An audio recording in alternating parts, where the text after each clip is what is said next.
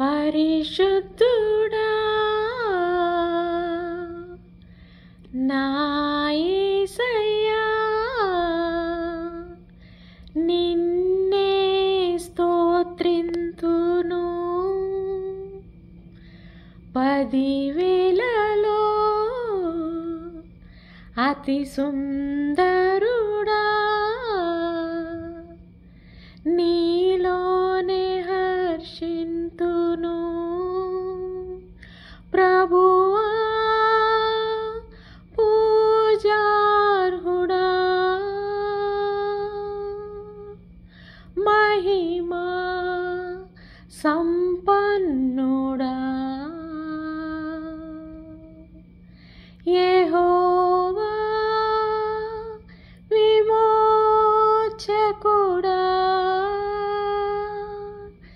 ఆశ్రయ దుర్గమా,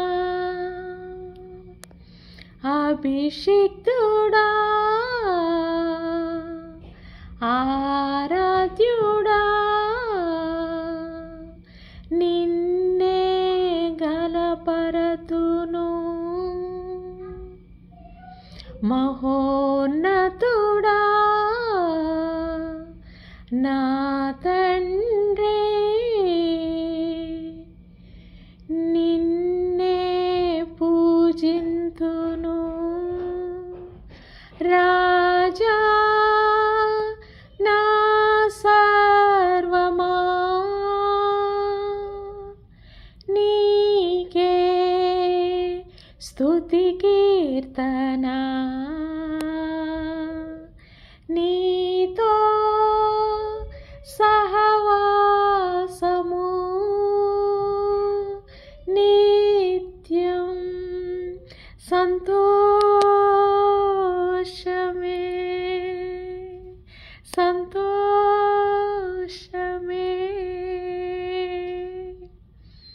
హల్లెలూయా, హల్లెలూయా, హల్లెలూయా. మరి Angel, sleeping Angel అండి. ఎవరో మరి ఒక సిస్టరు ఇక్కడ నుంచి వెళ్ళిపోతూ మరి నాకు మరి గిఫ్ట్గా ఇస్తే మరి అది నా పక్కనే, అంటే ఆ బెడ్ పక్కనే ఉంచుకుంటాను. ఎప్పుడన్నా అలసిపోయి ఉన్నప్పుడు అలాగా ఆ ఏంజల్ వైపు చూస్తే అబ్బా విశ్రాంతినిస్తానన్న ప్రభు వాక్యం గుర్తొస్తుంది అనమాట. ఎందుకంటే మనం ఈ లోకంలో ప్రయాసపడి ఎంతో భారాన్ని మోసుకుంటూ వెళుతూ ఉంటాం కదా.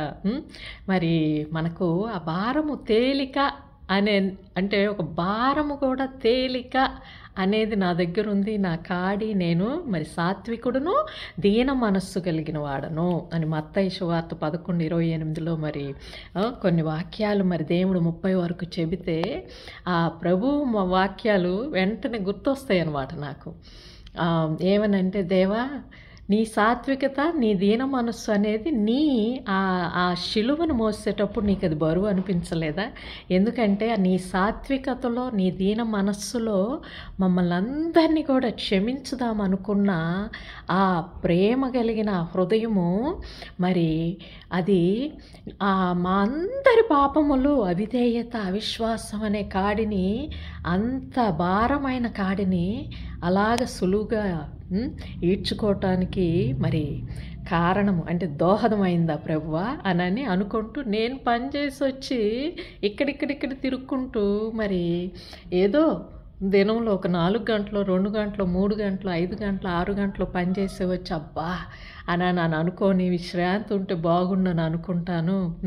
మరి దేవా నాయన మరి మా అందరికీ కూడా విశ్రాంతి కలుగు చేస్తాను అని చెప్పి నువ్వు ఇచ్చిన వాగ్దానం నెరవేరును గాక. ఎందుకంటే మరి మనందరికీ మాదిరిగా ఈ లోకానికి వచ్చి మరి శిలువను మోసుకున్న యేసయ్యను బట్టి మరి ఎంతమంది అండి స్తుతిస్తున్నారు చెప్పండి. పరిశుద్ధుడు, మహోన్నతుడు, మరి ఆయన ఘనమైన నామము. అలాగనే మరి రాజు, ఆయన మన హృదయములు నేరే రాజా. అట్లాగనే ఆయన సహవాసము, సంతోషము, సమాధానము, అట్లాగనే మరి మనందరికీ కూడా ప్రేమైక మార్గము. కాబట్టి మరి మనందరికీ తండ్రియు మన రక్షకుడును మన ప్రియ ప్రభువు శ్రీ యేసుక్రీస్తు శుభనామమున మరి మీ అందరికీ కూడా ఆదివారము ప్రత్యేకమైన మరి ఆ ఉదయము మరి అందరం కూడా ఆయన సన్నిధిలో సన్నద్ధం అవుతూ, దేవా ఇదిగో నీ వాక్యము మమ్మల్ని ఆకట్టుకుంది, నీ శ్రమ మమ్మల్ని విడుదల చేసింది, నీ పిలుపు నాయన, నీ సాత్వికత అయ్యా, నీ దీనత్వం నాయన, నీ రక్తం నాయన, నీ యొక్క మరి నీ యొక్క ఆ విమోచన తండ్రి మమ్మల్ని అందరినీ కూడా తండ్రి పిలుస్తుంది తండ్రి, భూదిగంతాల నుంచి పిలుస్తుంది నాయన. ఆశీర్వాదం పొందుకున్న వారు ముందు మరి నాయన మిగతా వారికి ఆదర్శంగా నిలబడటానికి తండ్రి ఈ లోకపు భారములను మోసిన ఆ గొర్రెపిల్ల నీవే అని చెప్పటానికి తండ్రి మేమందరం కూడా ఈ లోకంలో ఈ వారమంతా 6 రోజులు పడిన శ్రమ, అది మరణం అవ్వచ్చు, అది దిగులు అవ్వచ్చు, దుఃఖం అవ్వచ్చు, అది వ్యాధి అవ్వచ్చు, అది ఇంకేదైనా కూడా ఈతి బాధలు అవ్వచ్చు, లోక బాధలు అవ్వచ్చు, కానీ ఇన్నిటికి మించిన తండ్రి మమ్మల్ని అందరినీ కూడా మరి విడుదల చేసి విమోచన చేసి లోకమంతటికీ కూడా మరి విశ్రాంతిని ఇస్తానన్న వాగ్దానము మరి నిలిచి ఉండగా మేమందరం కూడా తండ్రి ప్రభా నిన్ను అనుకరిస్తానికి నీ యొద్ద నాయన ప్రభా సాత్వికతను ఎలాగా కొనుక్కోవాలని, ఎలాగా దీన మనస్సును ధరించుకోవాలని మరి పరిగెత్తుకుంటూ వస్తాం తండ్రి. ఈ లోకంలో ఎంతో ప్రయాసపడుతూ ఉంటామయ్యా. అయ్యో ఆ స్నేహితుడికి మరి అంత కష్టం వచ్చిందే, అయ్యో ఆ కొంచెం బరువు నేను మొయ్యలేకపోయానే, అయ్యో అప్పుడు ఆ మరణపు వ్యాధిలో అయ్యో నేనెందుకని సహాయపడలేకపోయాను, అయ్యో ఆ అవిశ్వాసురాలికి నేనెందుకని నా విశ్వాసమును చూపించలేకపోయాను, అయ్యో ఆ యొక్క కపటిని, ఆ యొక్క మోసము, ఆ యొక్క దుర్మార్గత, ఆ యొక్క దుష్టత్వం అనే లోకపు బరువులలో మేము నాయన కాడిని మేము మోస్తూ ఇదిగో ఈ విధముగా అది సులువు అని చెప్పటానికి మార్గమయ్యామ తండ్రి అని చెప్పి మరి మనం అందరం కూడా పరిగెత్తుతుంటాం. ఎందుకంటే ఆయన శిలువ ఆయన ఏ విధముగా మోసారు, ఆయన ఏ విధముగా మరి మనందరినీ కూడా లోకానికి మార్గంగా ఉంచారు అనే కదండి. అవునా? మరి ఈ లోకంలో చూడండి సమస్త సృష్టి దేవుని వాక్యం వలన మరి ఏర్పడింది. అవునా? మరి సమస్త సృష్టిలో మరి అసలు బరువు అనేది ఏదన్నా ఉందా చెప్పండి? మనం చూస్తూ ఉంటాము ఒక ఈ భూమికి ఈ స్తంభములు అనేవి కూడా దూలాలు ఎక్కడున్నాయి? ఒక ఇల్లు కట్టుకోవాలనుకుంటూ ఉంటే దానికి దూలాలు ఎంత లోతు వేయాలి, అది దానిపైన మనము ఎన్ని అంతస్తులు కడుతూ ఉంటే అంత లోతుకు వేస్తే ఆ బరువునది మొయ్యగలుగుతుంది కదా అని ఎంతో లోపలికి త్రవ్వుతాం. అవునా? మరి భూమికి తూలాలే అసలు వాటి స్తంభాలు ఎక్కడున్నాయండి? మరి అలాగే నిలబడిందేంటి అని ఎప్పుడన్నా ఆలోచించుకుంటే మనకెంత ఆశ్చర్యం అండి. ప్రభు మాటలో ఆయన యొక్క సృష్టిలో ఆయన ఆ ప్రేమలో ప్రేమస్వరూపి అయిన దేవుడి యందు పెట్టిన ప్రతి ఒక్క అంటే ఆ మాటలో ఏర్పడిన ప్రతి అంటే ఆయన ద్వారా కలిగిన ప్రతిదీ కూడా బరువు ఉండదన్నమాట. ఎందుకంటే అది ప్రేమ అండి. అది ఆయన ప్రేమలో లోకమును ఎంతగానో ప్రేమించిన ఆ ప్రేమలో మన ఎడల ఏది కూడా బరువు లేకుండా పెట్టేశారనమాట. మనమేమో ఇక్కడ అబ్బా ఎంత శ్రమ, అయ్యో ఎవరన్నా ఫోన్ చేస్తూ ఇంటికి వస్తారేమో, అమ్మో ఎట్లా ఇప్పుడు అనుకుంటాం. అట్లాగనే ఇంకెవరన్నా వస్తూ ఉంటా అయ్యో ఇదేమన్నా ఇవ్వాల్సి వస్తుందేమో అని చెప్పేసి అనుకుంటూ ఉంటాం.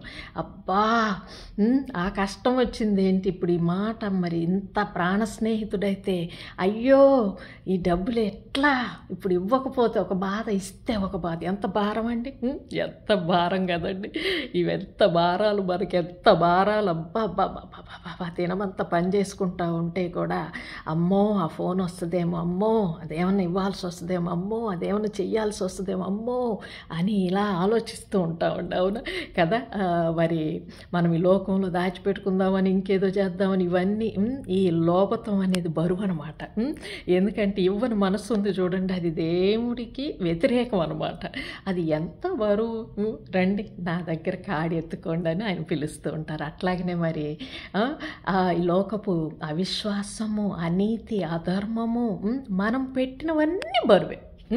కానీ దేవుడి యందు మరల కూడా ఏదైతే మనం లయపరుస్తామో, అయ్యా ఒకప్పుడు అవిశ్వాసము, అయ్యా ఒకప్పుడు అధర్మం, ఒకప్పుడు అనీతి, ఒకప్పుడు అంధకారం తండ్రి, ఒకప్పుడు తండ్రి నాయన పాపమయ్యా, కానీ ఇప్పుడు పరిశుద్ధురాలము, పరిశుద్ధులమయ్యా, మరి విశ్వాసులమయ్యా, నీతిమంతులం తండ్రి, నీ రక్తం మమ్మల్ని శుద్ధిపరుస్తుంది, నీ రక్తం మమ్మల్ని మరి కడుగుతూ ప్రతినిత్యము కూడా మమ్మల్ని నీ జీవంలోనికి అంటే బరువు తేలికైన హృదయంలోనికి మారుస్తుందా అని చెప్పేసేసి మరి మనం అందరం కూడా ఇంకొక వాక్యం చెప్పు నాయన, ఇంకొక నాయన ఎలా నడిచావో అప్పుడు చెప్పయ్యా, అప్పుడు ఆ ఉమ్ము ఊస్తుంటే ఎలా భరించావో చెప్పయ్యా, అప్పుడు అంతగా నిన్ను శ్రమపడుతూ గొలుసులతోటి బంధిస్తే ఎలాగా ఆ దీన మనస్సును ధరించావయ్యా, ఎట్లా నాయన ఆ సార్వభౌమత్వం నుంచి సమస్త లోకాన్ని ఏర్పరచుకున్న సార్వభౌమత్వం నుంచి ఈ లోకానికి ఎట్లా దిగొచ్చావు దేవా, ఈ మలినమైన లోకం, ఈ అంధకారపు లోకం, ఈ పాపలోకానికి ఎలా వచ్చావు తండ్రి,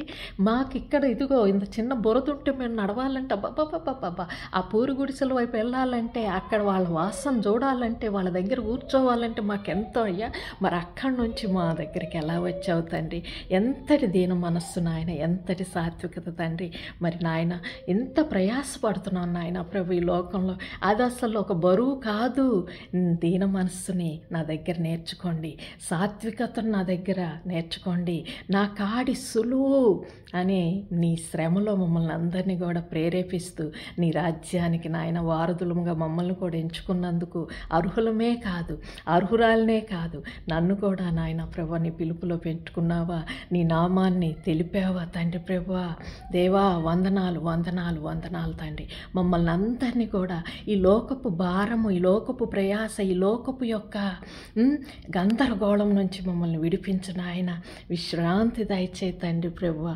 విశ్రాంతిగా మేము మరి నీ యొద్ద నాయన ప్రభా తండ్రి మరి విశ్రాంతి పొందే విధముగా మాకు నాయన ప్రభా తండ్రి మరి ఆ సమర్పణీయమైన ఆ జీవితాన్ని మాకు దయచేయి తండ్రి ప్రభా, ఎక్కడ విశ్రాంతి దొరుకుతుందో, ఎక్కడ మరి మేము నాయన ప్రభా తండ్రి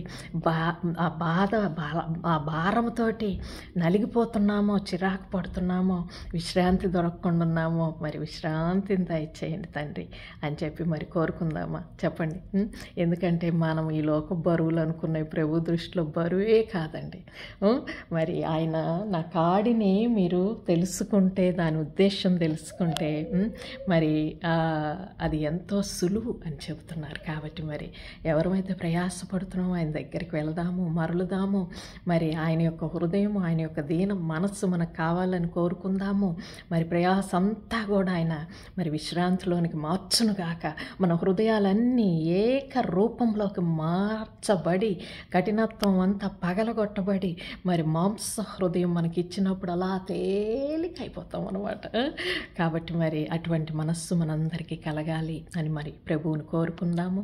మరి నన్ను కూడా జ్ఞాపకం చేసుకోండి. మరి అట్లాగనే మరి మన ప్రయాస అంతా కూడా మరి ప్రభువునందు పెట్టిన ప్రయాస, మణిపూర్ కానీ ఎన్నో సంఘటనలు, ఎంతోమంది సంఘాలు, సేవకులు పెట్టిన ప్రయాస అంతా కూడా ప్రభువు మరి ఆశీర్వాదంలో తేలికగా మనందరినీ కూడా మరి ఆయన బలపరిచి మరి మనందరికీ కూడా ఆశీర్వాదకరంగా మరి దీవెనకరంగా విశ్రాంతి కలుగును గాక అని చెప్పేసి మనల్ని దీవించును అని మరి నమ్ముకొనచ్చు. మరి మరలా ఇచ్చే కృపా సమయంలో మీ ముందుకు మరి వస్తానని అంతవరకు ప్రేమతో సెలవు తీసుకోవచ్చు. మరి మీ రచిత. రాజా